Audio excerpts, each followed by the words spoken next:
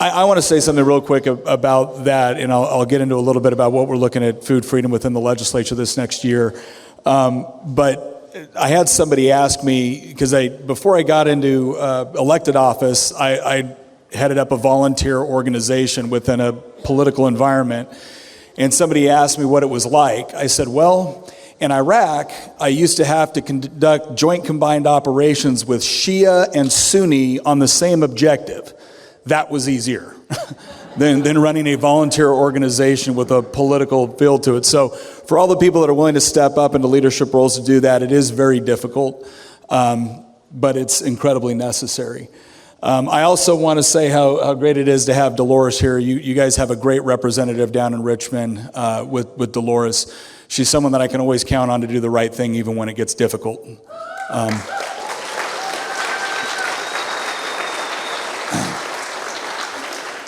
And I just came to hear Joel speak, so I'll be quick. First things, now that I got that out of there, I want to say that whenever people ask me about, what is it going to take to save the country, and because I'm in elected office, they're usually asking me with respect to politics. And I always respond with, if you're waiting for politics to save the country, we're in trouble. Right? That's the bottom line.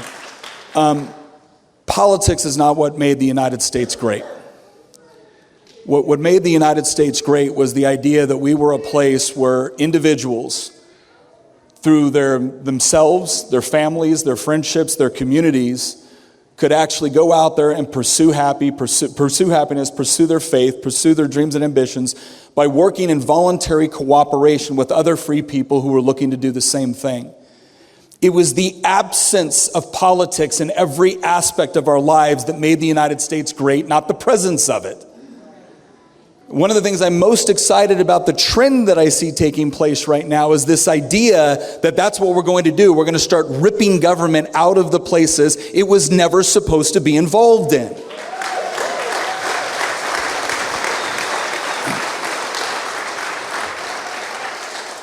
My introduction to food freedom was, I think it was my second year in the General Assembly. I carried a raw milk bill. Now, I didn't do anything with homesteading. I didn't know anything about food. Organic to me was just weird. Really was. I'm just being honest. At this stage of my life, I was like, yeah, why wouldn't I eat Oreos and wash it down with an energy drink? That's not, what's the problem? Fruit Loops has red dye 40, cool. Right? I didn't care. And because I'd never cared about any of that, people from the food freedom movement were like, who are you and what are you doing? I'm like, I'm carrying a raw milk bill. Oh, so you like raw milk? Don't know, never tried it. Why are you carrying it? Well, because you should be able to drink raw milk if you want to drink raw milk. For me, starting out fundamentally, this wasn't a food thing. This was a freedom thing. That's what this was.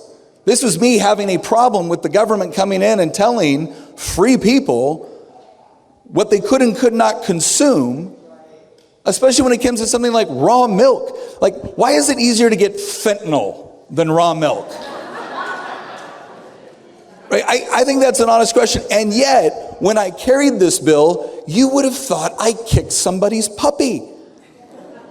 I apparently wanted all the babies in Virginia to die because that's what would have happened if we would have gotten raw milk. Right? I don't have, apparently the Ag Committee at that time had no idea on how any of us managed to survive throughout history without their wise regulatory powers over everything that we put into our mouths. Right? Had it not been for the people that gave us the food pyramid and their wisdom, right? Where would we be? Probably all dead. So that was my introduction. It was just a very simple guiding principle. This was not a realm for government to interfere and tell people what to do, and I was going to do whatever I could in order to pull government out of that space and a lot of other spaces. But I learned real quick that there are a lot of powerful interests that use regulation as a way to not protect the food supply or not to protect the quality of the food, but as a mechanism to keep certain competitive entities out of the marketplace. Now, I'd always known that what we call rent seeking or regulatory capture was a thing. But I had no idea the depths to which it goes with respect to your government. It seems as if there's almost nothing that your government, and by the way, this is people on both sides of the aisle, they don't seem to think that there isn't anything that they shouldn't have some sort of say in. Because after all, they got elected. They must be brilliant and moral, because that's the only sort of people that get elected. So I will tell you that one of the major things that we're dealing with, not just in Richmond, but pretty much anywhere that elected officials reside, is this idea that just because you're in elected office doesn't mean you have to mess with stuff. Part of living in a free society is people get to make decisions for themselves. And sometimes, gasp, they're going to make decisions you wouldn't make for yourself. And the way that we kind of figure out what is good and what is bad is there's a thing called consequences. And people run into those consequences. And if they're positive, they tend to make good decisions. And if they're negative, they tend to change their decisions, unless they're members of a bureaucracy. And I always thought that this was fairly self-evident. I also thought it was fairly self-evident that what could be a good decision for one person might be a bad decision for another person, and the best way to adjudicate that is to let those people decide for themselves and then to make better decisions based off of the decisions they've made. It turns out something that's good for this person, which might be bad for this person, the moment I step in and make the decision, I've now hurt somebody. The moment I step back and let them make the decisions, some of them may still get hurt, but now they're not getting hurt because I imposed something on them. And this is one of the things we have got to get through the minds of legislators. Giving people more freedom does, by definition, create more circumstances in which they might be able to make decisions that could be bad for them. But stealing their freedom away from them and a desire to protect them now makes you as the legislator personally responsible when your law is the one that causes damage. So I'm going to side with freedom. Not because I'm always going to agree with the way that somebody uses that freedom, but because it's the best possible outcome, provided that we're not only free, but responsible for our actions. And unfortunately, what we have right now is a whole lot of politicians and bureaucrats who both don't want you to be free, but then also don't want you to be responsible, which gives us the worst possible outcomes. Because now people that need a particular product can't get it due to regulation.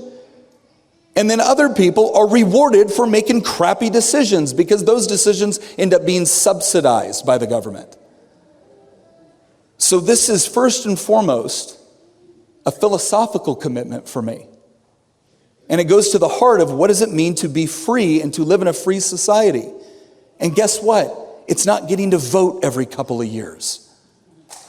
That may be an important component of a free society, but if the only thing that defines freedom is I get to vote for whoever is going to be ruining my life,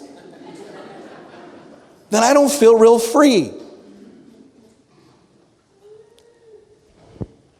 Now, as we push in the political realm to hopefully elect more people that understand that dynamic, we also need to understand that there are certain lines that the government has already crossed that I don't think it should. And one of the other things that's great about the American tradition is a little thing I like to call civil disobedience. I'm not saying going out and hurt anyone. I'm just saying that sometimes what the bureaucracy doesn't know probably helps a lot of people. The question is how do you affect that? Well, you affect that not by completely, now I'm going to caveat this, so anybody that's about to throw something at me, just wait till the end, then throw it. I run into some people when I started to get into homesteading. It was this idea like, I just want to live off the grid and I want to completely isolate myself because then I'm going to be free. I'm going to tell you right now, that's really hard to do. And you're easier to pick off that way. One dude in the woods with 40 guns and 10,000 rounds of ammunition is easy to take out. Can I just say this right now in case anybody thinks that's their grand plan for... The reason why we won this country is not because a bunch of people said, I'm so tired of King George, I'm going to isolate myself in Appalachia. They got together with other like-minded people and said, we're going to defend our rights together. You're always going to have certain people that you're dependent upon for certain things. And that's not a bad thing. Specialization and division of labor, that is not a bad thing. But I think what a lot of us realized, especially during COVID, was I want to be very, very careful who I'm dependent on. I want to be able to find those connections within my community where I can have an economy, where I can have specialization and division of labor, where I can do business with people that are like-minded and are not going to turn me in because I didn't want to go through the government-approved process. And the only way that you're ever going to be confident in that sort of economy is through community. And so while I'm not officially telling you to go out and break any laws, yet, I am saying, know the people in your community, know the people that you can trust, know the people that you can exchange goods and services with. We all saw for a brief moment how important that can be. And I will tell you right now, if you want to maintain a free society, it starts with that. It starts with actually forming communities with people with shared values. Not people who agree on every single little thing, but have shared common values. Because interestingly enough, that's also how you end up positively affecting politics. It's one of the reasons why I tell people, if the biggest contribution that you have to politics is, well, I vote and I'm an activist and I do this and I do that and I spend all this time knocking doors and putting out signs. Look, God bless you. Thank you for doing that. But if you're doing it at the neglect of your family or your immediate community, you're probably not affecting the change you would like to be. Always focus first and foremost on the areas that God has given you the most influence and control over. I always tell people that the moment I leave office, barely anybody will remember I was ever there. I'm proud of my military service. There's no one left in that unit that even remembers me serving in it. But my kids, they're going to remember what I did. My wife's going to remember what I do. And so make sure that we keep that focus there. Because again, strong families, strong communities, that's what ends up creating good politicians and good policy. So this year, the most important bill that we're going to have is going to be a resolution. And this is something that, again, I want to thank Susie too with VICFA. It's a constitutional amendment that we're going for. And I'm going to read it specifically. That the right of the people to acquire the food of their choice from the source of their choice with mutual consent shall not be infringed.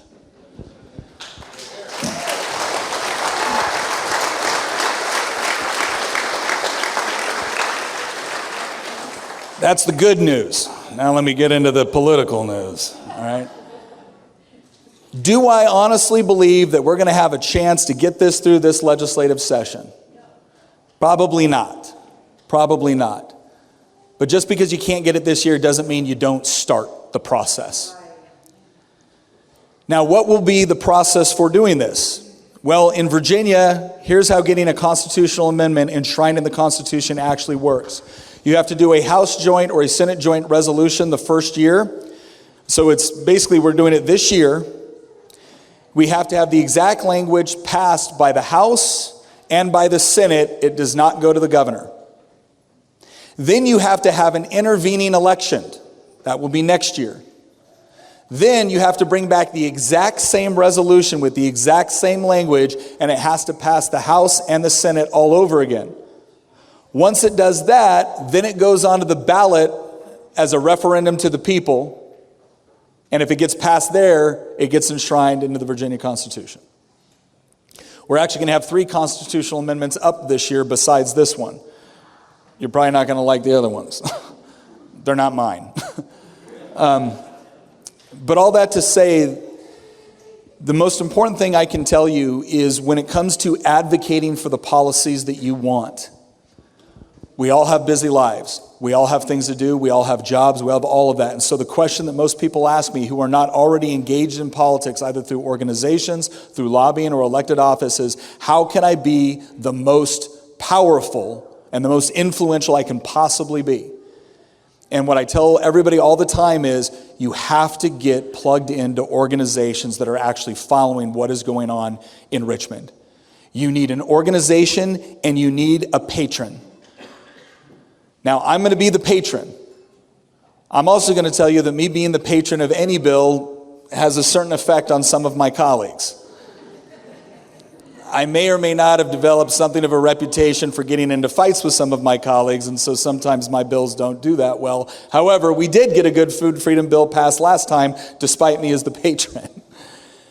But the reason why we got that done was because everybody, whether they were coming from the Frederick Homesteaders, whether they were coming from VICFA, whether they were coming from other organizations, every single one of them went through one of these organizations to talk and coordinate with me in order to get times down, in order to get talking points down, because this is the way it works. It always goes before a subcommittee, then a committee, then it goes to the floor, then it goes over to the Senate, then it goes to a subcommittee, then it goes to a committee, then it goes to the floor.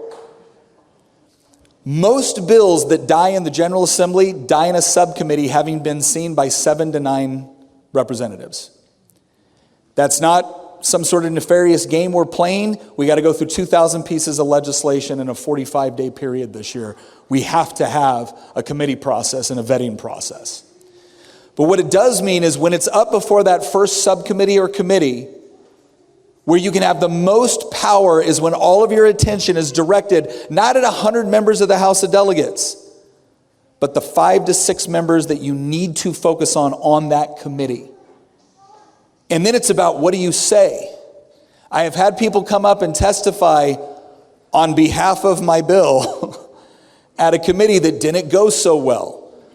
The raw milk bill, I had a very dear friend of mine convinced that the best way to get that bill passed was to start yelling at the committee chairman and telling him he was lying. Turns out wasn't the best way to get the bill passed. But this year, we all came together, we all talked, we all coordinated on what we were going to say, how we were going to say it. We hit it from different angles. We had really, really good logical arguments. We had really, really good personal stories. Everybody stayed within their time. They didn't try to filibuster and go over and take up everybody else's time. Because when that clock is ticking, a lot of times, they'll be happy to let you speak for the whole time, and now that's your entire side's time to speak. You took everybody else's stuff. None of that happened this time. Everybody was on their game with their facts, with their data, how it was going to help. Everybody was incredibly polite to the members of the committee. Everybody went around and talked to members of subcommittee and the full committee beforehand so that when they got there, they already had some of their questions answered.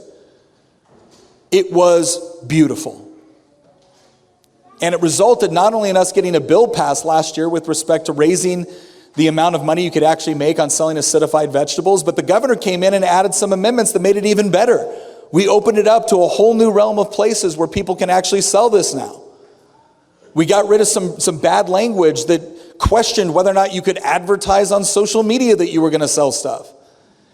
And then that was the first bill he had an official bill signing for, and he actually set up a little makeshift farmer's market at the governor's mansion. And we were able to have people to go around and talk with the people that this bill had positively affected.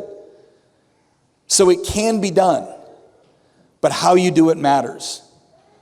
You being here is already an incredibly good first step, right? So what I would say is as we carry this bill forward, some of the most important things are going to be When we drop the bill, immediately pushing out that, oh, this bill just came up in Virginia. This is one that we support. Generating interest on social media is important. I know some people hate social media. I get it. But think of social media this way. It's the only mechanism I have to sidestep the press and go directly to the people. Right? The Washington Post is probably not going to give a favorable article to this bill. I'll tell you exactly what them and some of my colleagues are going to say. Well, Nick, looking at the language of this bill right now, what would prevent me from selling a bald eagle for food? They're going to ask that question. They're going to ask other questions. Well, Nick, what technically constitutes food? Can I eat cocaine? Have we now just made it legal for me to be able to buy drugs or psychedelics because they're mushrooms? So preparing people to be able to address some of these issues, preparing people for some of the things that they're going to hear in articles based off of major industries that are going to show up to oppose this, that's really important. So don't doubt the power of using your networks, your email networks, and your social media networks to be able to generate interest and to be able to combat bad arguments. The second thing is get plugged in with the various groups that are going to be tracking this, because every once in a while, especially if they start to see that a bill or a resolution has steam and they don't want it, they might shelve it off into a different committee. There's two committees this resolution could go to. It's either going to go to Ag or it's going to go to Rules, because it's an amendment. Rules is stacked to be able to kill bills they don't want. So knowing the schedule, because if you're saying, I'm going to show up there and I'm going to testify for this, and then all of a sudden last minute they switch it out and they move it over to a different day or they switch it over to a different community, if you're plugged in, you're going to get those updates. If you're not, you're going to show up really angry in Richmond, which might also be useful, but we'll talk about that later. The third thing that you can do is understand that a lot of the times, sometimes we're not saying things for a reason. Sometimes we're not making certain arguments before the committee for a reason. I have seen so many people that made beautiful arguments for this room. It was not a beautiful argument for the members that were sitting on that committee. One of my jobs, one of my obligations is when I'm working with you to say, okay, don't say this. Why? Because the delegate from this district will automatically shut you down or shut you off or vote no the moment you say that. Doesn't matter that it's true. They've got a hang up. So let me help you navigate the personalities that are down there. Is the General Assembly basically middle school for adults? Kinda. We can be upset about that, or we can understand how middle school for adults works.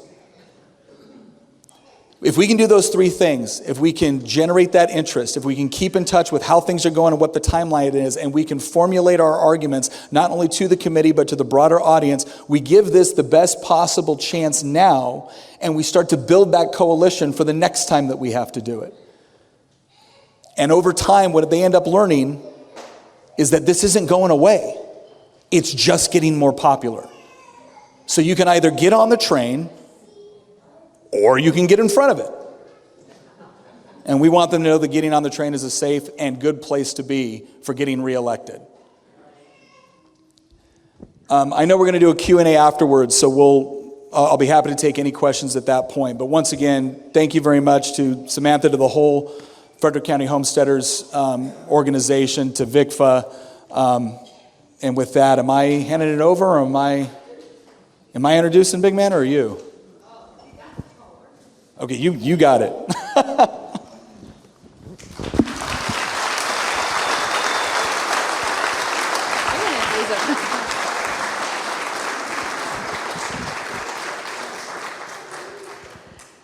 Well, that was Nick Freitas, everybody. We are so thankful to Nick, but we're also thankful to Joel. I reached out to Joel last minute, and I said, hey, we're doing this little thing. Are you available? And he said, absolutely, I'm available. And if you know anything about Joel, you know that he's absolutely passionate about this subject. I have listened to Joel on just about every real estate adventure I've been on for the last 2 years. If it's a 30-plus minute drive, your books are audio books. So you're blaring in my car, and I'm like, yeah, Yeah. And most of the ideas for Frederick County Homesteaders have stemmed from Joel's encouragement to young people to get out there and to get their hands dirty and to not be afraid of hard work.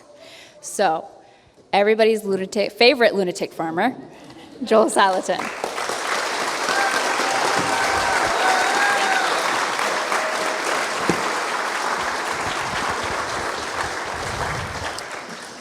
Thank you, Samantha, and thank you for being here. Nick was exactly right when he said your being here means that you came down off the bleachers and got in the game.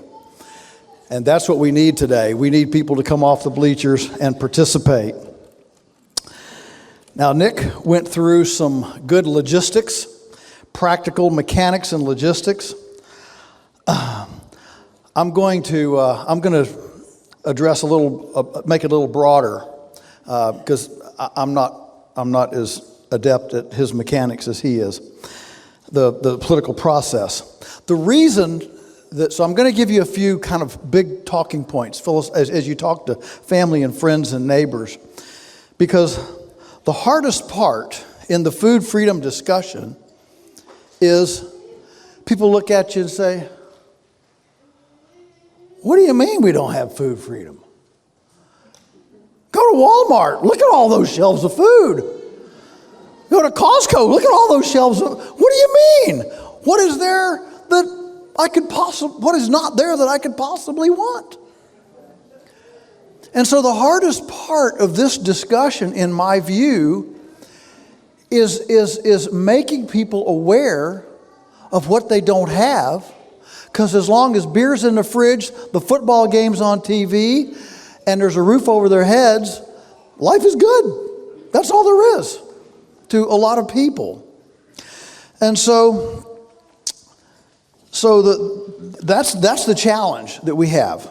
And so when we start this discussion, we need to have, I think, examples of things that our grandparents had that are not on the shelves at Walmart.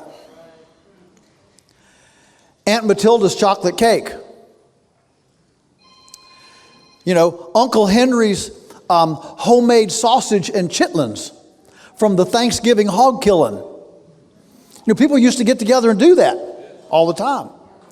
Now you got a choice between Jimmy Dean's and Kroger brand. And it all comes out of the same funnel. They just slap different brand names on it. Look at recalls. There's a list of 20 brands from the same funnel. That's not much choice. Yeah, it's a choice of colored labels, but it's not really a choice. And so we had a young lady with us for a couple of years, and she wanted to, I have fetishes.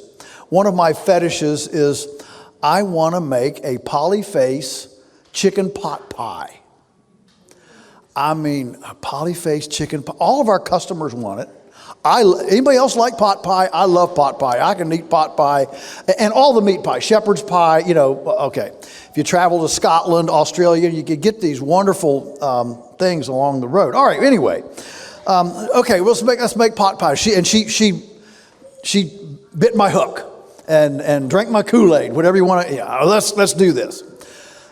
So first thing we've got to have an inspected kitchen.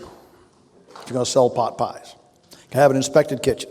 So we have this really, really nice kitchen at our place that we serve a lot of events, but we don't sell food. The food is free.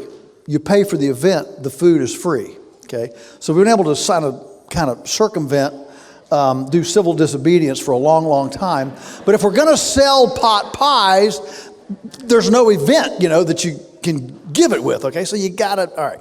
So you got to have an inspection. So we got this wonderful kitchen, two, big industrial cookers because we do a lot of events, and our own staff, we eat together during the summer. And so got an on-farm chef. So anyway, they come out and say, "Oh, this is great. It's clean. It's all nice. Where's your bathroom?" So, well, our house is 100 yards away. Mom's house is 100 yards away. And If you want to step behind the tree, that's perfectly fine too. But what in the world does it have to do with food safety if the person in the kitchen is happy to walk 100 yards to the bathroom? Why does it have to be hooked to it? Actually, so well, that's the requirement for an inspected bathroom. I said, well, can we use a composting toilet? No, it has to be ceramic, inspected, licensed with a septic system. Well, suddenly we're, $50,000, okay, to make one pot pie. That's really hard to justify if you want to make a profit. And if you want to start embryonically and have a baby small enough to be birthed, okay? Well, I said, well, what about these food trucks? There's food trucks over at UVA campus that sell pot pies. They don't have a bathroom in a food truck. He said, yeah, that's a loophole we're trying to close. So if food trucks begin having required bathrooms on the back, you'll know where it came from. I said, wait a minute. Are you telling me that if I put this kitchen is 12 by 20, okay? So you mean if I put this kitchen, we're cooking chickens. If I put this kitchen on a chassis, I can make pot pies without a bathroom? He said, absolutely. I said, now, can you explain why? Just explain why. He said, well, it's just the way the law is. It's just the way the regulation is. But he said, here's the problem. If you put it on a chassis and you start making pot pies, you can't sell them off the farm. You can only sell them from the window of the food truck. Food trucks can't make pot pies and sell them off-site. They can only be sold through the window of the food truck. I said, well, no, we got 8,000 families we service in urban Virginia, Northern Virginia, Williamsburg. So that's not the point. He said, well, you're stuck. So, well, okay, what do we do? So she searched around, and she found a church down in Stanton, one of these big old mainline churches that's, half an acre in size and has, 8 geezers, walking around in it. One of the biggest real estate deals in the country right now is these old defunct mainline churches that don't have anybody in them anymore. The young people have all gone over to the woo, and all right. So, the praise center, or what, we're going down that tangent. All right. So anyway, so she went in there, and man, they had a wonderful inspected kitchen, and so she went in there, and they were thrilled. Oh, you mean we get to use our infrastructure? And somebody, a young, enthusiastic entrepreneur is going to come and make local food here from a local. I mean, they just saw it as not only a financial thing, but a wonderful outreach in the community, a bridge, all this stuff. Great. So she jumps through all the hoops. She spends 5 months filling out paperwork, getting licenses, all this stuff comes down. I mean, she was so excited that last week. She said, I'm gonna get my final stamp today. We're gonna be in business by next week. The final thing is today. Guy came from the state, a guy that works for these guys. Love him to death, all right. Guy comes from the state. He comes in and he says, I think I'm the wrong agency for this. I think it's supposed to be this other agency. So we're going to scratch everything and start over.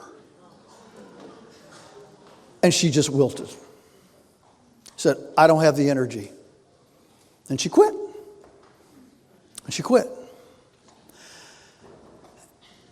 That denied our customers a good chicken pot pie.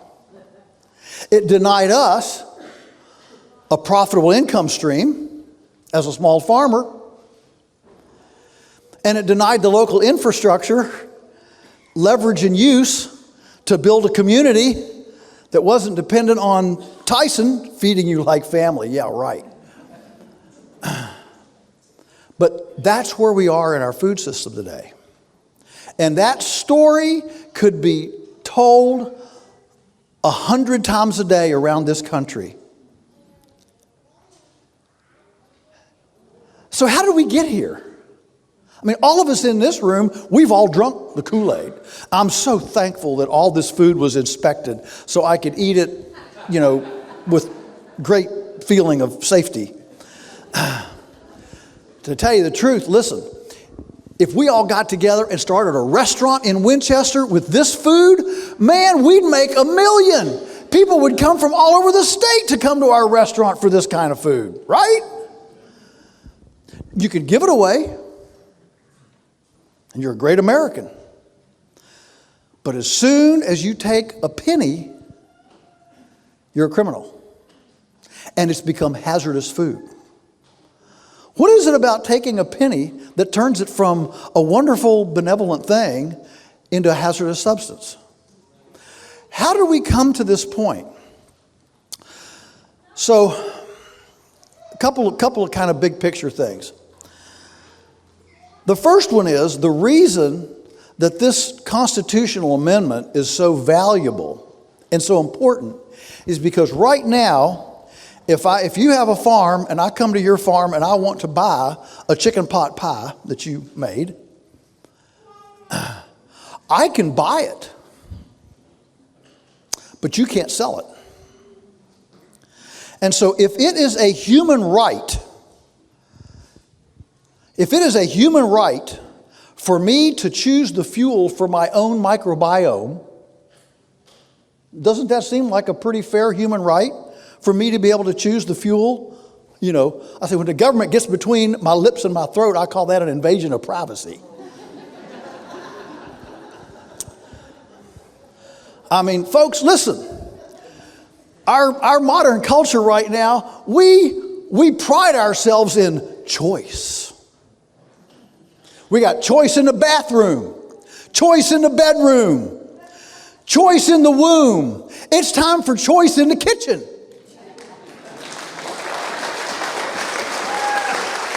That's a good one-liner.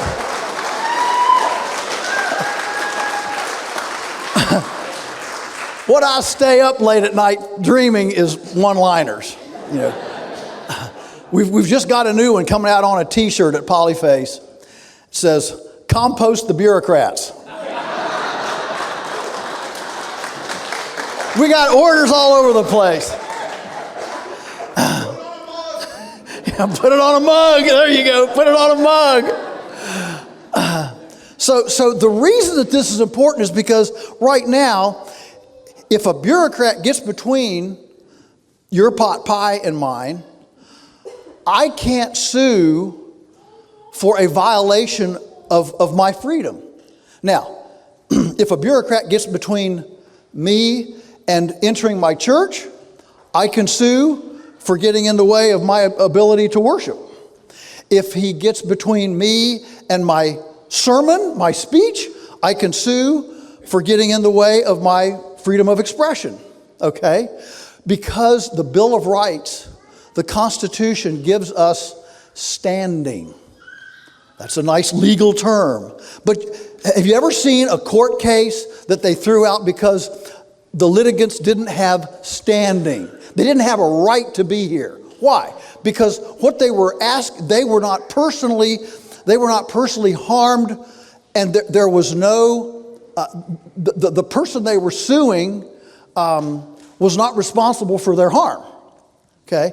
And so the reason this constitutional amendment is a big deal is because it would, for the first time, give you and I standing in a court similar to if somebody comes in and searches our house without a warrant.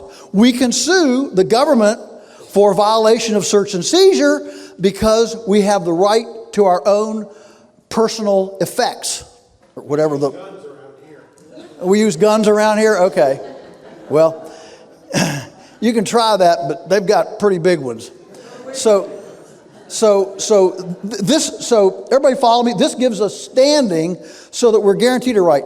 The only reason the founders did not guarantee a right to food choice, and it was actually talked about, but the reason they didn't was because they couldn't imagine a time when you couldn't get a glass of raw milk from them. What do you mean you can't? Huh? You mean you can't go over and get a pound of sausage from your neighbor? I mean, they couldn't have conceived of such a thing. All right, so that's one, standing. The second thing I want to touch you with philosophically is the reason we got here is not because of big bad corporations. It's because of us. We asked for oversight. I'm not saying everybody in this room. I'm saying we as a culture, we saw the industrialization of food, guard towers and razor wire going up. What's going on over there? What's going on over there? And so we wanted a bigger bully than the opaque food system to ride herd and be our protector. So that was all sincere. I get it. That was also no evil intentions. That was, there's a rogue. There's a circumventer right there. So what happened was it was sincerely, the Ralph Nader rights and let's protect. It was all sincere, but what people didn't foresee was, as Nick said, the revolving, the regulatory capture, the whining and dining. K Street. The only reason we have K Street in this country is because all of our freedoms are for sale. And if our freedoms were not for sale, we wouldn't have K Street to carve out special concessions. I mean, you got to get a license to pee. That's where we've come. And so one of the things that's really driving this, and I'm pushing on this because we have to understand the philosophical underpinnings to deal with the assumptions of our culture. And the assumptions of our culture right now are that you are not responsible for your health. I'm responsible for your health. I was doing a hearing in D.C. I got on the metro. I go in there, and I get on the metro early in the morning to ride into the hearing. And guy gets on next to me. He's 400 pounds, pack of cigarettes in his pocket, a liter bottle of Mr. Pibb, and a 1.5 pound sack of Frito-Lay's potato chips. And in the most charitable Christian fashion I could imagine, I looked at this guy across the aisle and I thought, why am I responsible for his health? And about 2 days later, I spoke at a college in Pennsylvania. Had a room full of 300 college students. And during Q&A, it just kind of spontaneously led to this. And I just felt, led to I'm going to pursue this a little bit, Q&A. So I asked everybody in the class, I said, I gave them this story of the guy that had gotten on the metro with me, 2 days before. And I said, now I want to ask you students, you're in college, you're very smart. I want to ask, this was right after Obamacare, by the way, right after Obamacare. And I said, I want to ask you a question. Why am I responsible for his health? That whole room, it was 3 times the size of this one. All these students in there got quiet. I mean, you could hear breathing. And I just waited. I've learned one of the best techniques sometimes when you're in a really difficult attention is just shut up. Let them think. Let them think through it. I decided I'm just going to wait. So I waited a minute. That's a long time to stand in front of a group. 2 minutes. That's a long time. 3 minutes. I mean, now they're getting, they're looking around. It's awkward. Finally, one girl on the front row, she raised her hand and said, yes, ma'am. What? She said, because your generation made him do it.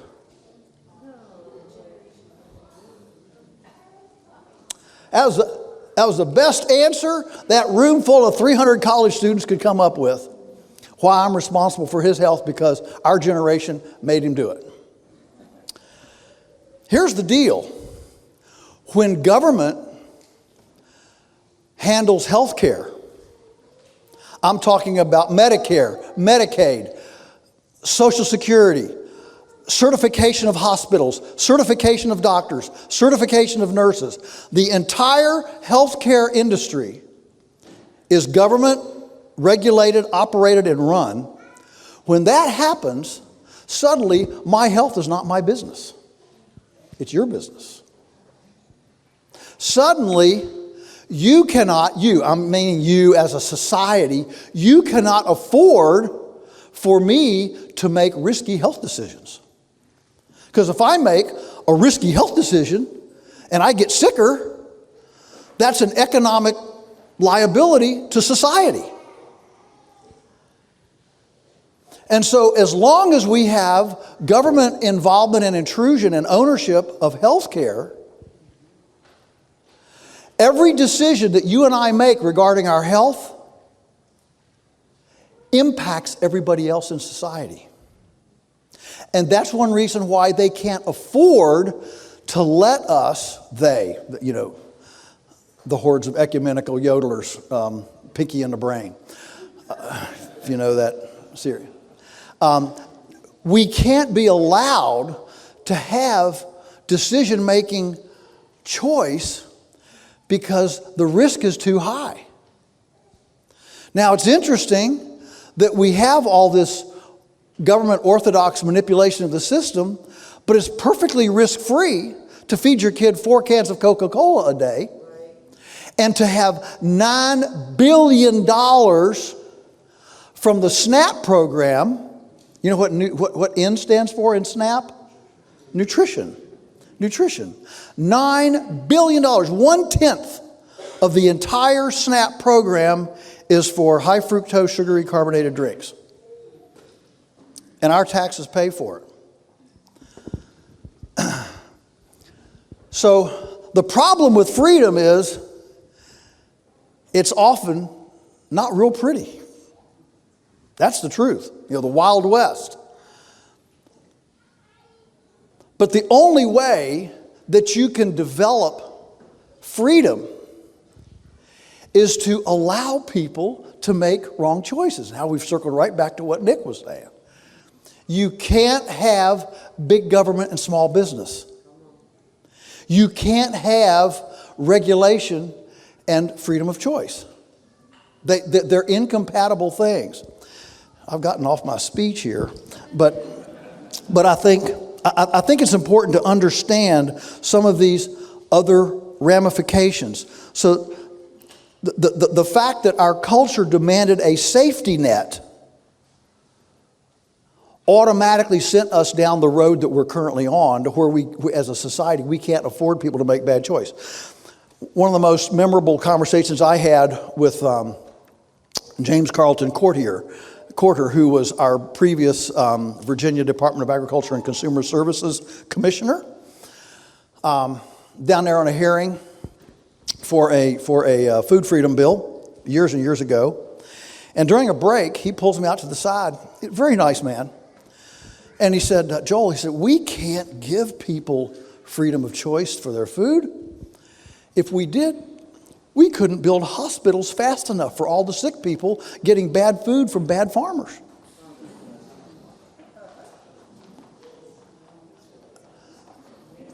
See, this is the world, this is the mentality they live in. So what's the answer? You know what? Here's the truth. I couldn't argue with him.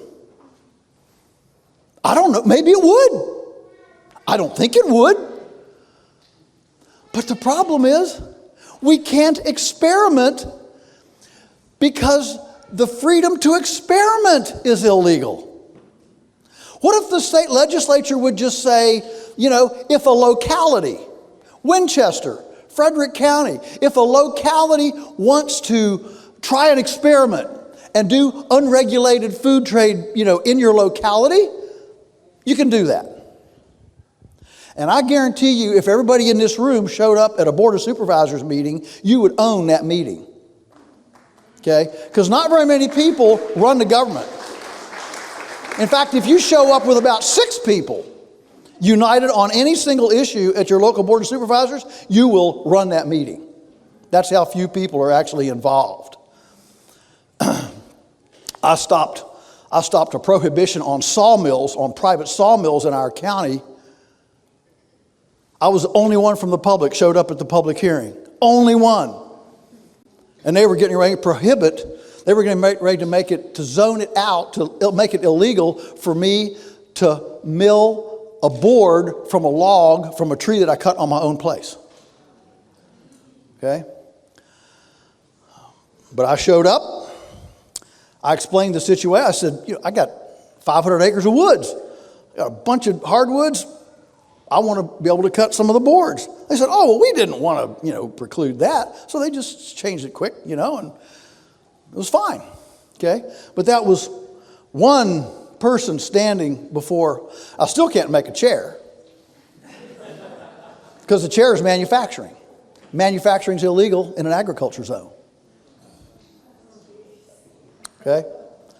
So what we've got is we've got a lot of people just trying to tell everybody else what to do. That's the truth. But they have the thing. Here's what I want to leave you with. The people that want to control you generally are good people and they have good intentions. I know that sounds like, oh boy, he's naive. Listen, if I went up to that commissioner of agriculture and said, you evil guy, you just don't want little farmers to succeed, I wouldn't have gotten another conversation. But instead, he's got a wife and kids, they go to soccer, they go to the Episcopal Church, whatever, He's a good guy. That's his perception. So I have to start there. And I have to say, well, could you give us a chance to experiment one time?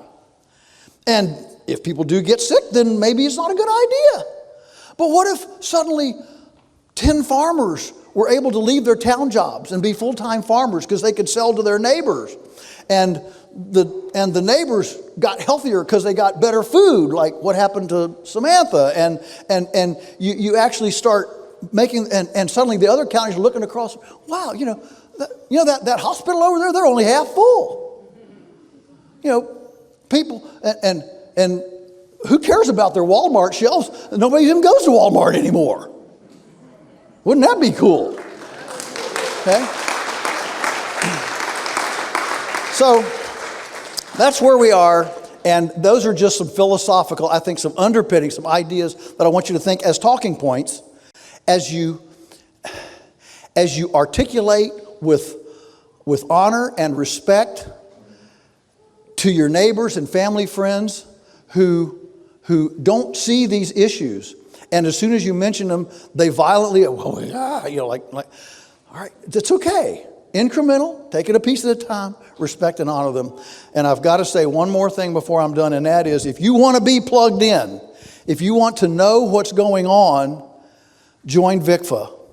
Tonight, join VICFA, Virginia Independent Consumers and Farmers Association, dedicated to the unregulated commerce between producer and consumer.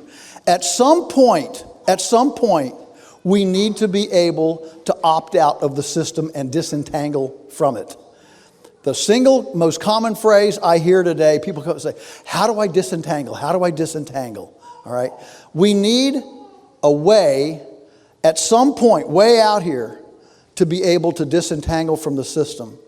And that's what Virginia Independent Consumer Farm Association is all about, and thank you, Susie, for being here. All right, that's enough for me. I think I don't know what the next item on the agenda is, but Sam's in charge, so I will turn it back over to Sam.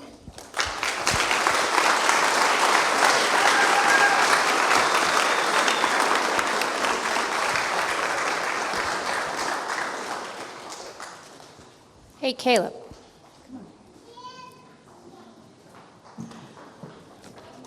Take the mic and walk Okay. around for questions here in just a second. Thank you, Joel. Okay, we're going to do some questions and answers. I don't even have my phone, so I'm not sure what time it is. Okay, 8:23. Okay.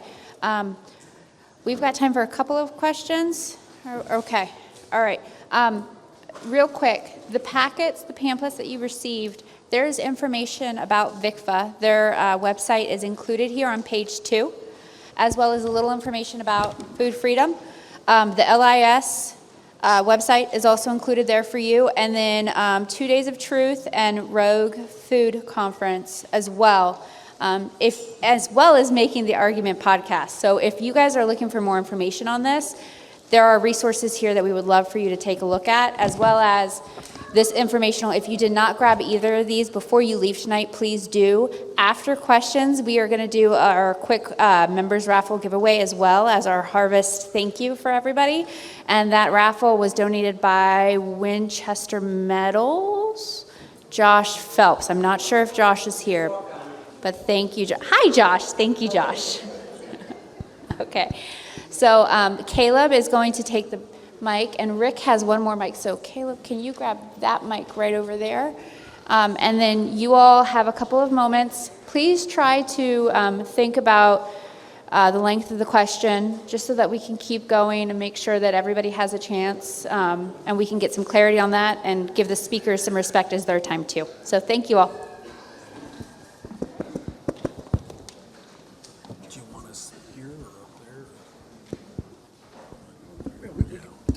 Hello? Let's take chairs. I'm going to take chairs up there, and we can sit. Hello? Hello? Okay. Hi, thank you very much. I'm Jacqueline Mauman. I have a regenerative farm here in Winchester, Laurel Grove Wine Farm, and we just hosted a VABF farmer listening session about getting certified organic. And my mother-in-law was like, that just made me so mad. Why are we having to pay to be certified organic when they can spray anything and not have to be certified? And I really wanted to come here while there are people who have ears in Washington or in Richmond. Why is that? I know why, but how do we change the narrative so people wanting to do good can do good? And the impact that it has is that people who don't have a lot of money can't afford food that's good, because the food that is organically produced has an added cost of certification to grow with less chemicals. And people farming with more chemicals don't have to pay a levy on the chemicals that they're using. They're making us more sick. They're costing society so much money. How do we change that?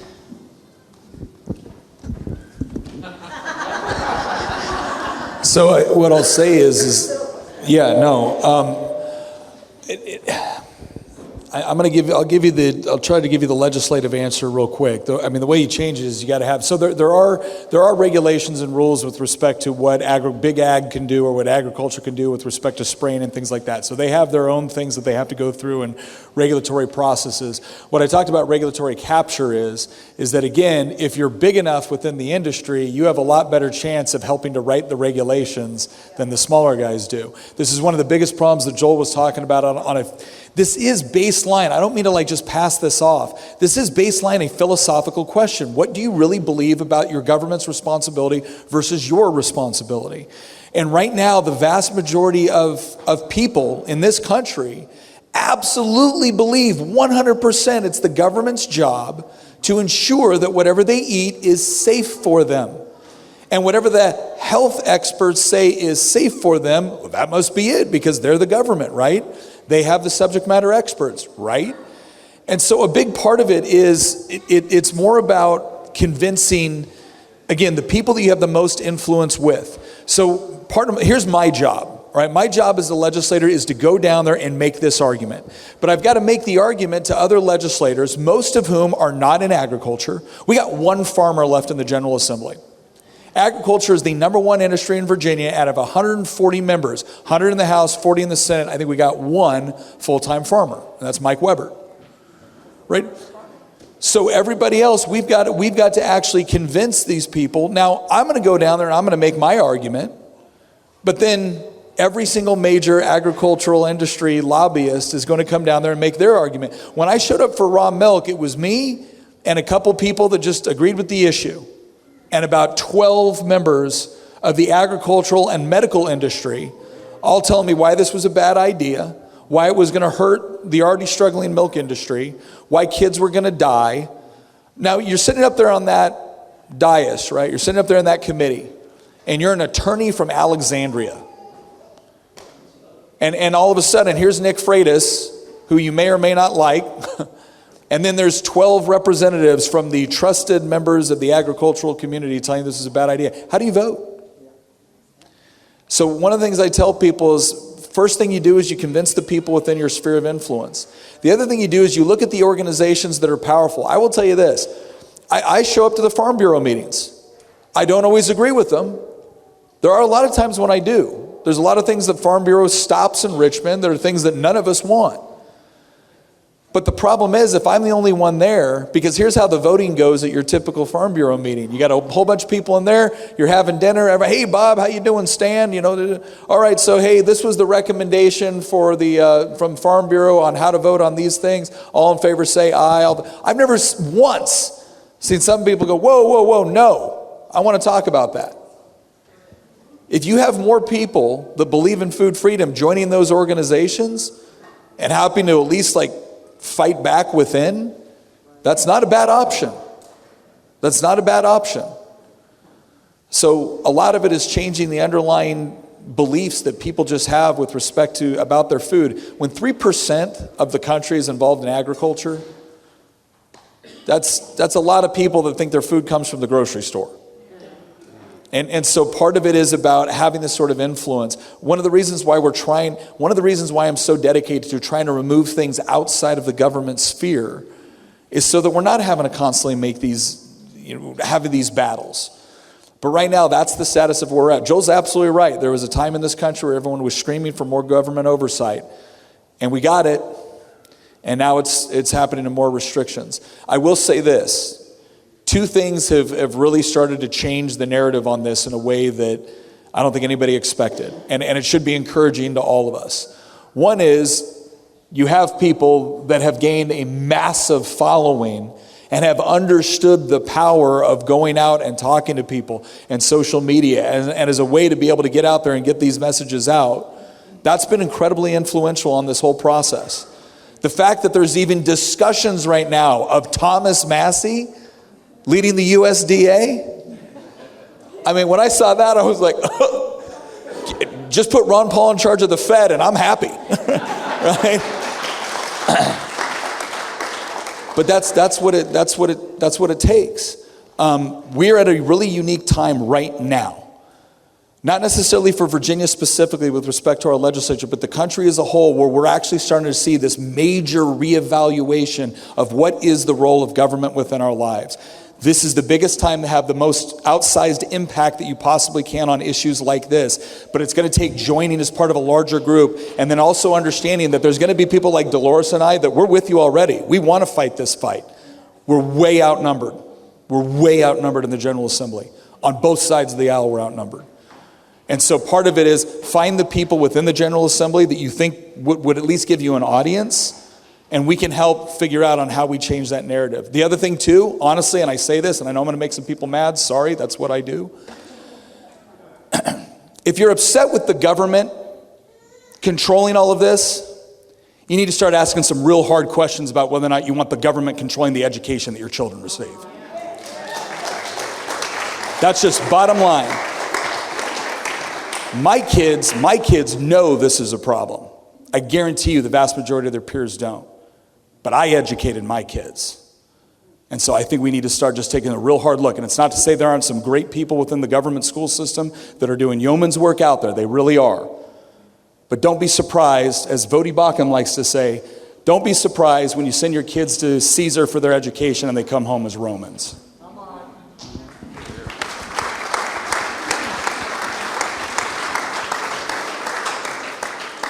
I don't think he answered the question.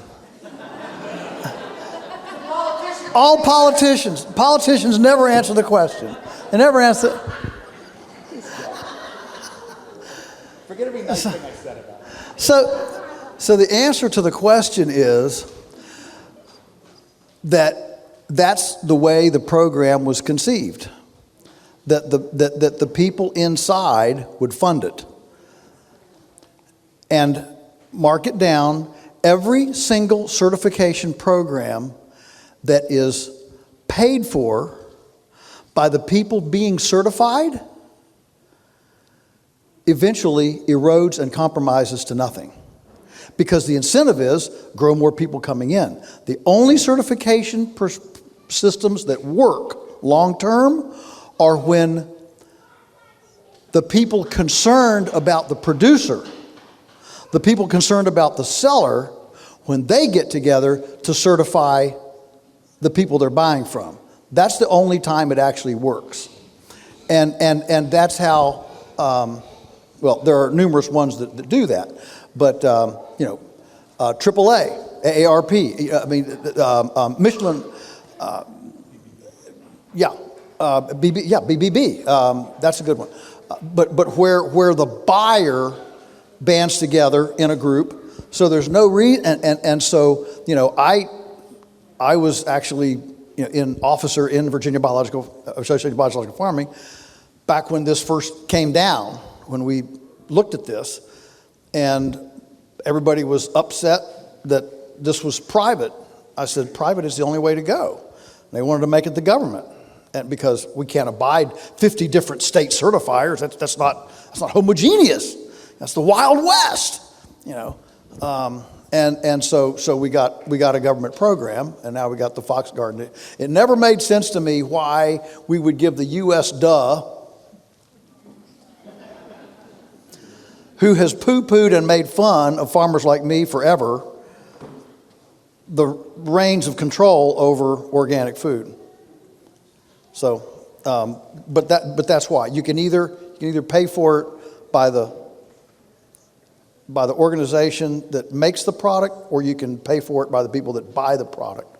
And this was conceived as a certification of people who made the product. That's the simple answer. It's just structural. If nobody had done it and said, hey, if consumers want certification, let them get together, make an organization, and certify, it'd be a completely different ballgame. Does that exist? No, it doesn't exist. How do we create that? Well, I mean, you have private organizations that will, attempt to certify or put their stamp of approval on things. Yeah, you have that. The problem is that the moment the government takes it over, that's the approval everyone wants. Because that's the one that's going to impact what you can sell, what you can do, where you can do it, where you can't do it. I will tell you this is the biggest thing to avoid. I was trying to carry legislation with respect to like distillers.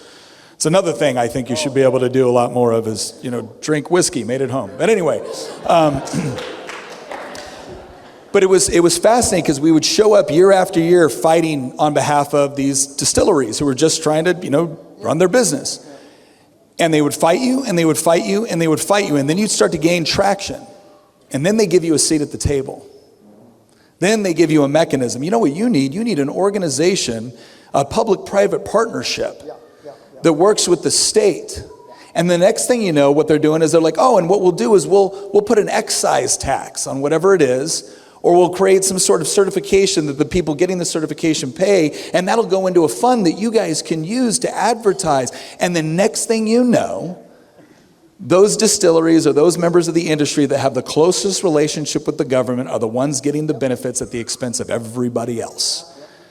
So the moment, when you're fighting the government, just keep fighting them. Because the moment they offer you a seat at the table, that is not for your benefit. It is to put you into the fold and now make you an advocate against everybody else. And that's what they do. Yep, that's exactly right. Shop with your dollars.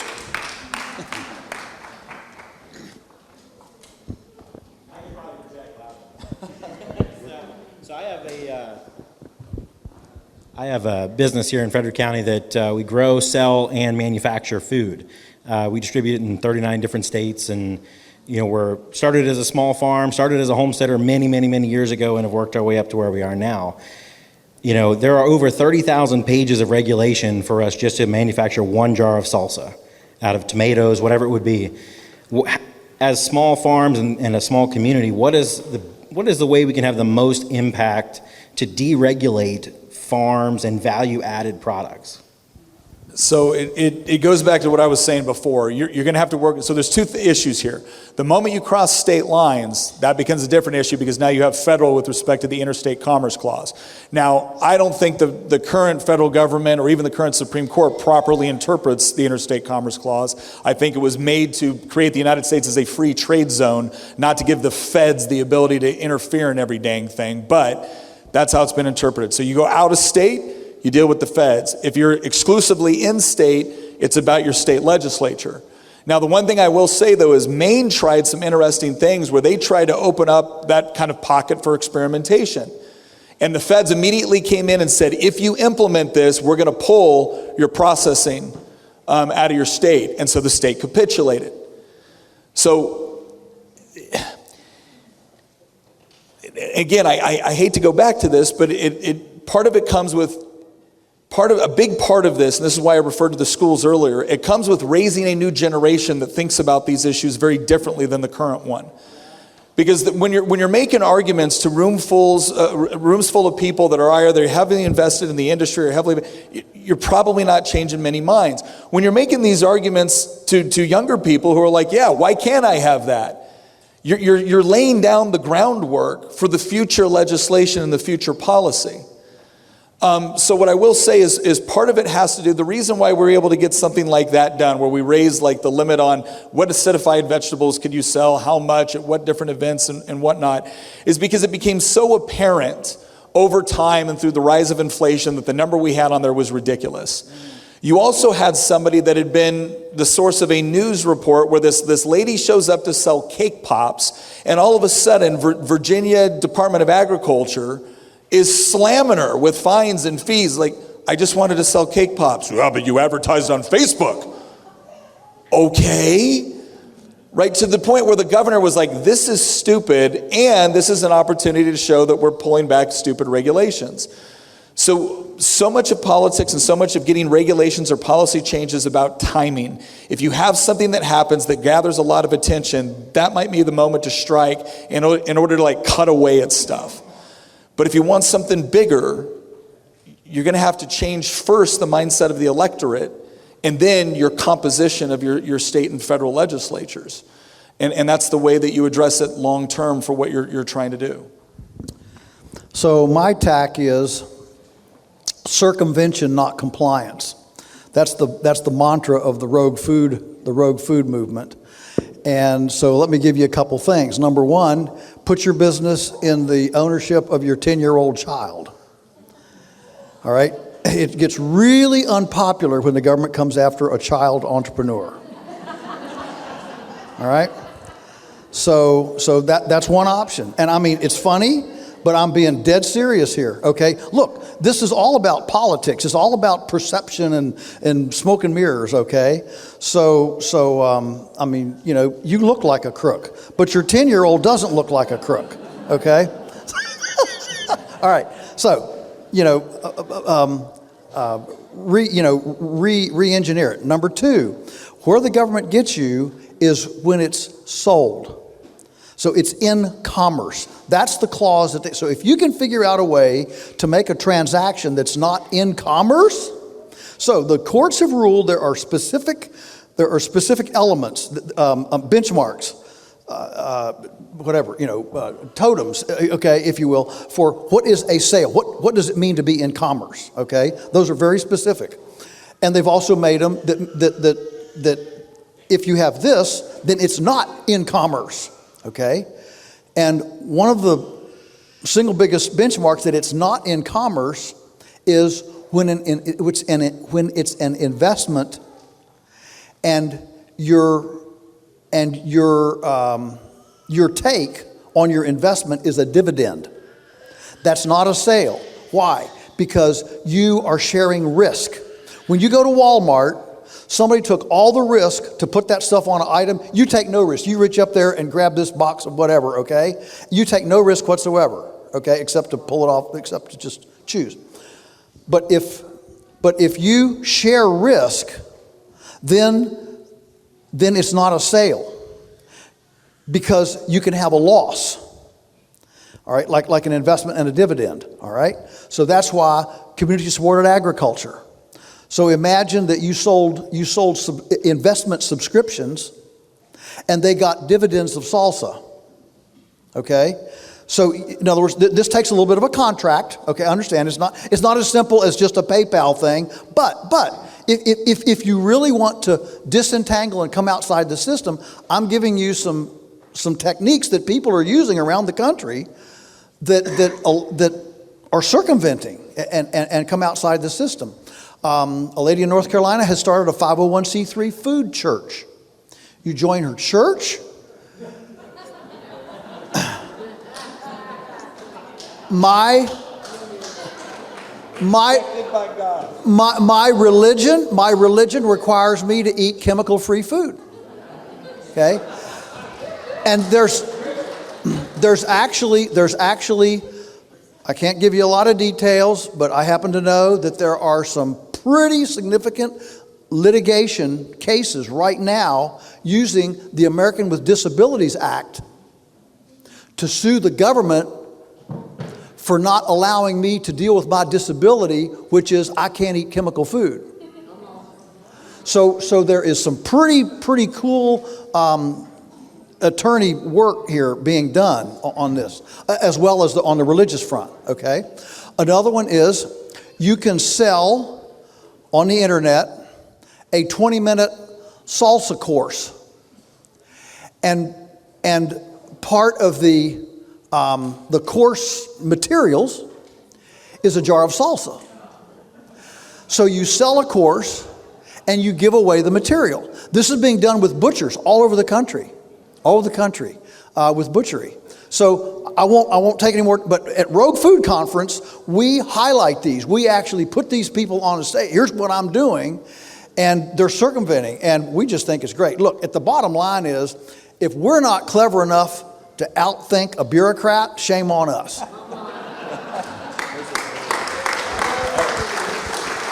I want to talk about one other thing on why that's so important, right? It's not just hey, we circumvented, we were able to do business. What it is the more consumers you have of these products, the more stories you have like this, the more ridiculous it seems to the voting public. And that's a big part of the legislative battle, right? Because that's what we're dealing with. We're trying to convince people to change their votes on things. And right now they see it as, I'm voting for food safety by keeping all the regulations, rules, and government entities in place. They've got to see it as, no, you're voting for stupid red tape bureaucratic crap. And then it switches in their minds and they change the vote and they change the corresponding policies. Right. And you're also voting to legalize or concessionize junk. Coke, Snap. I mean, does anybody think Coke is nutritious? I mean, even Coke doesn't sell it for nutrition. They sell it for whatever, for fun. Okay. So yeah, you change the narrative. Great. We only have time for one or two more questions. Maybe everybody's ready to go home. I filibustered. So one of the major concerns that I hear people voice just about organic food is the price versus industrial manufactured foods. So the question is, will we see prices for truly organic, raised, and manufactured foods come down? By how much? When? Like, will this ever happen, or will we just have to figure out how to pay for organic foods? I'll jump on this one first. We are seeing that difference in price come closer and closer together. There was a period of time in 2021 when our grass-finished steaks were 20% cheaper than Walmart. And when Putin invaded Ukraine and chemical fertilizer prices jumped 400%, and farmers were, oh, what are we going to do? It didn't affect us at all because we don't buy any of it. So there are, as you head down this, the path, the trajectory that we're on, more and more I'll just say the non-chemical approach. We'll just let that go. The non-chemical approach is getting more and more economic viability within the system because the other system is broken. It's less like a drug addiction. You're on a wheel and you've got to use more and more expensive, more potent, more toxic, to keep churning out. And finally that churn it catches up with you.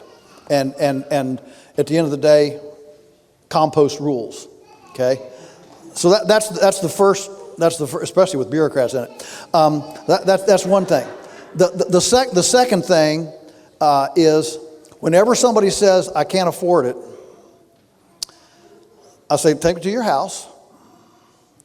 And here's what we're not going to find. We're not going to find flat screen TVs. We're not going to find iPhones. We're not going to find liquor. We're not going to find cigarettes. We're not going to find lottery tickets. We're not going to find takeout. We're not going to find Uber Eats. We're not going to, we're not going to find coffee. No, you don't need coffee. I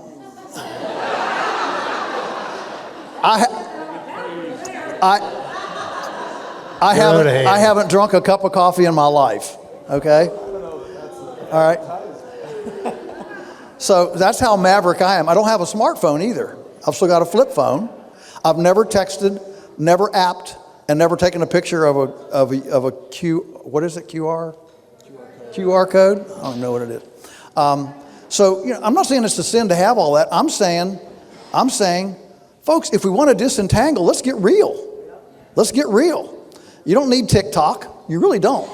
Okay? But anyway, on the pricing thing, when you start going down this list of things that people buy, there's a whole lot of things that people buy. And if food is really important to you, you can get your hands on the good stuff. So I think I'll give you one on kind of where I see things going just from an economic standpoint, and one going from a potential legislative standpoint that could actually impact this in ways that we might not have anticipated, and in ways, if I'm being perfectly honest, I'm not sure I totally agree with. On the economic side, I think Joel's absolutely right. When you have a system which is capable of producing large quantities of food, and let's also, I'm happy to acknowledge on some level that more food being produced, even with all the problems, has provided help in certain areas, right, that might have starved without it. By this is why I oftentimes tell people, I'm not trying to make the other side of this the enemy. I want the government to stop telling us what to do. I'm not trying to get the government to shut them down. I'm trying to get them to allow another option within the marketplace. I think there's two ways one, to Joel's point, it's about what do you prioritize with respect to your own budgeting? Because there is a health consequence to what's going on right now, which obviously doesn't get added into the cost of the food, but it's still there. And so I think as you have more informed consumers, and one of the things we need to recognize about greater government control over this, it doesn't create more informed consumers, it creates dumber consumers because the government's taking care of it. As people become more informed, as they have more choices, all of a sudden buying healthier options makes a lot more sense. Joel's comment about the government controlling healthcare. Look, I'm sorry, that factors into this. It always sounds nice when the government is going to provide something for free.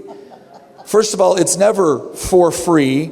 Second of all, whenever you remove the cost of something away from somebody, you make a stupid consumer.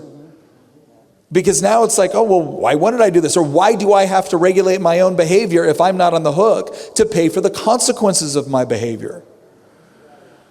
So there's a lot of things that are going to come to a head at some point. When we expanded Medicaid in Virginia, it's now the number one issue within our budget.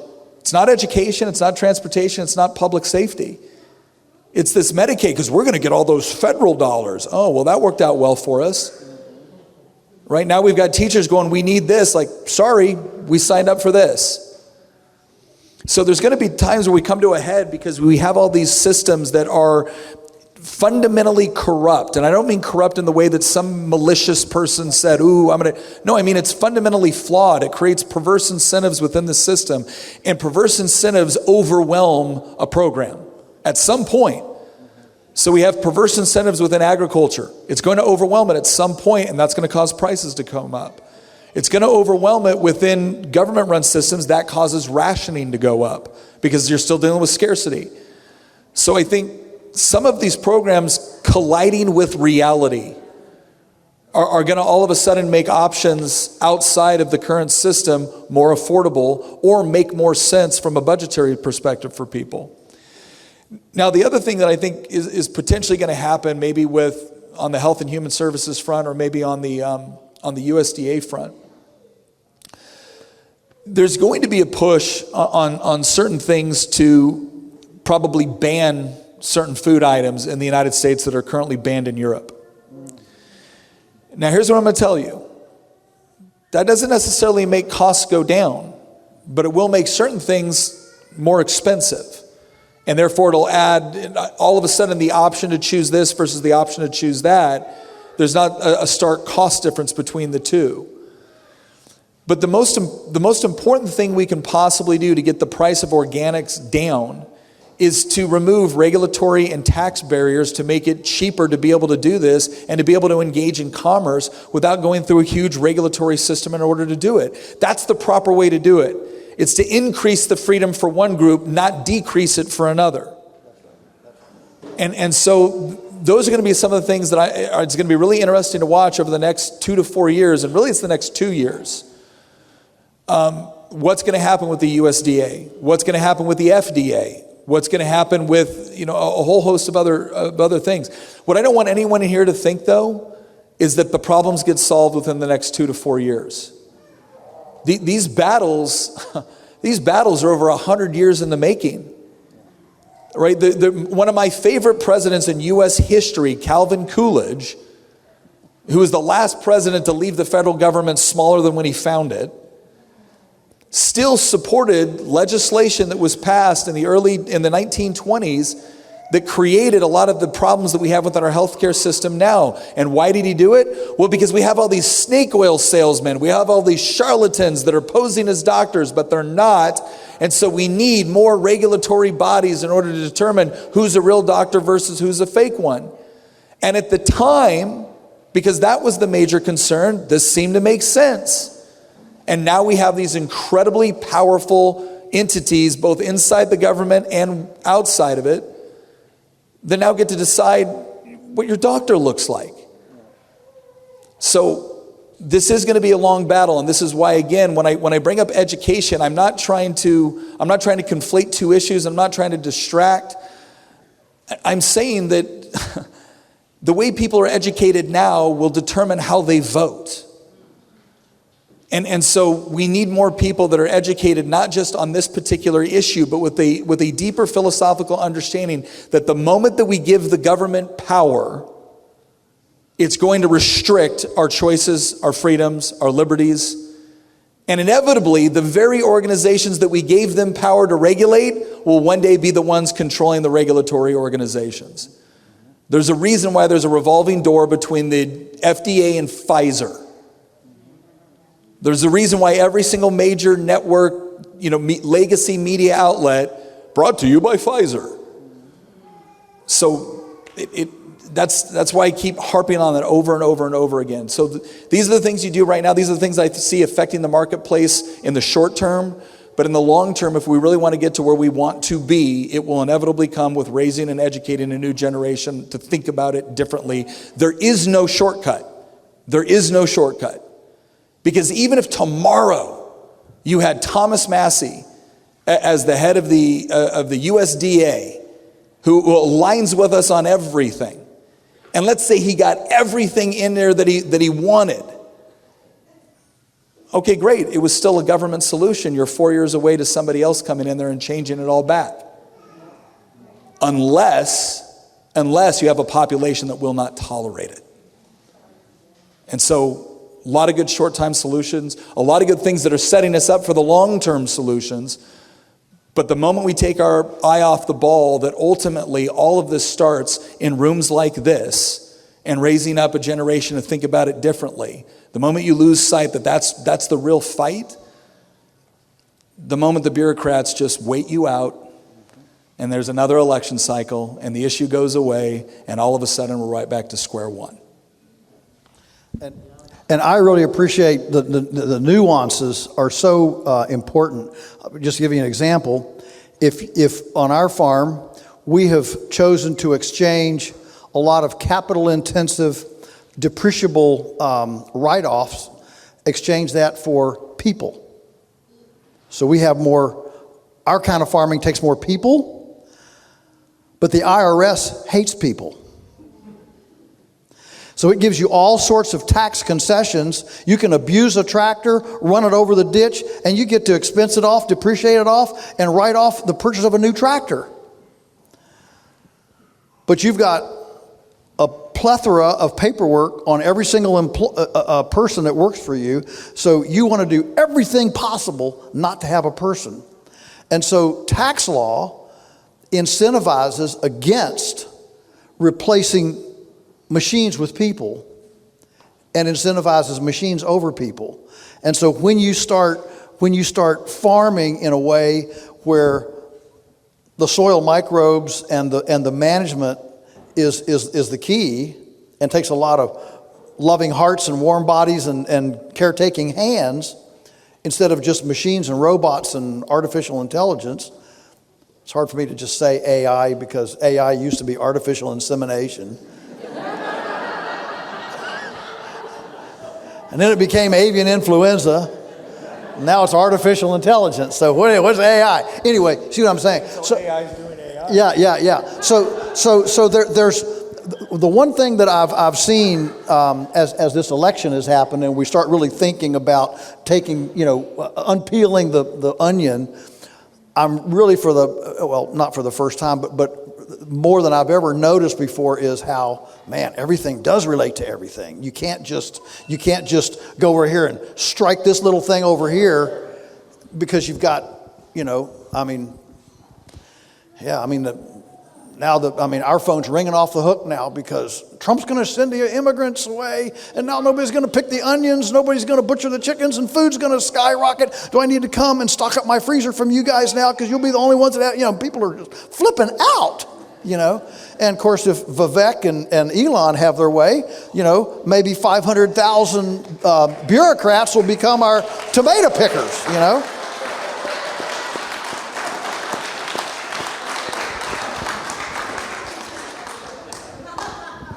Don't worry. You'll get your tomatoes. Don't worry. You'll get your tomatoes.